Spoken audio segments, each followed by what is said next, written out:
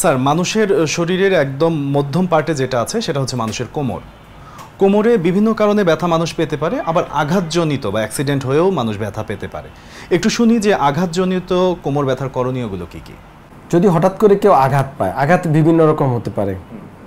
অনেক সময় রুগী এসে আমাকে বলে যে স্যার আমি তেমন কোনো আঘাত পাই না, কি হয়েছিল, আমি একটু দাঁত ব্রাশ করলাম, করে একটু বেসিনে মুখ ধুয়ে একটু উঠতে গেলাম, হুট করে একটা আওয়াজ হলো কোমরের মধ্যে, তারপরে আমি আর নড়তে পারতেছি না।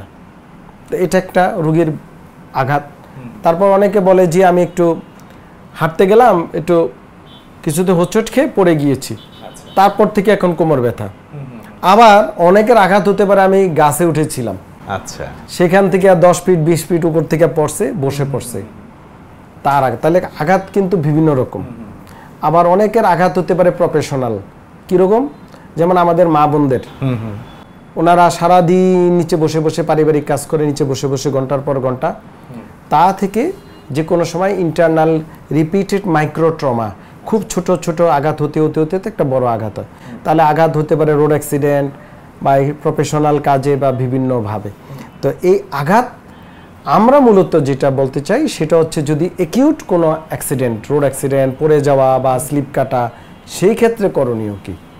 সেই ক্ষেত্রে প্রথমত করণীয় হচ্ছে কোমরে যদি আঘাত পেয়েই থাকে দ্রুত রুগীকে রেস্টে নিয়ে যেতে হবে, নিরাপদ জায়গায় কিছুদিন বিশ্রামে থাকতে হবে, 1 সপ্তাহ 14-15 দিন এরকম আনুমানিক, এবং দ্রুত এক্সরে করে দেখতে হবে। আচ্ছা, এক্সরে না করলে যে প্রবলেমটা হয় পরবর্তীতে দেখা যাবে যে হয়তো আপনি ওষুধ খেলো, ব্যথার ওষুধ ভালো হয়ে গেল, কিন্তু হাড় সরে গিয়েছে রুগী জানে না, ডিস্ক প্রলাপস হয়েছে জানে না, লিগামেন্ট ইনজুরি হয়েছে, বা ভিতরে কোনো একটা ক্র্যাক ফ্র্যাকচার আছে রুগী জানে না, পরবর্তীতে এটা কিন্তু আবার ডিস্টার্ব করতে পারে। সো এই জাতীয় যদি কোনো সমস্যা কারো দেখা দেয় আঘাতজনিত, তাহলে রেস্টের পাশাপাশি রুগীকে নিকটস্থ কোনো চিকিৎসা কেন্দ্রে ডাক্তারকে দেখিয়ে এক্সরে, প্রয়োজনে সিটি স্ক্যান বা এমআরআই করে ফেলাটাই আমি মনে করি বেটার। এবং কিছুদিন রেস্টে থাকতে হবে। রেস্টের পাশাপাশি বিভিন্ন সাপ্লিমেন্ট, বিভিন্ন ব্যথার মলম এগুলো সে দিতে পারে বা ডাক্তার ওষুধ দিয়ে থাকে।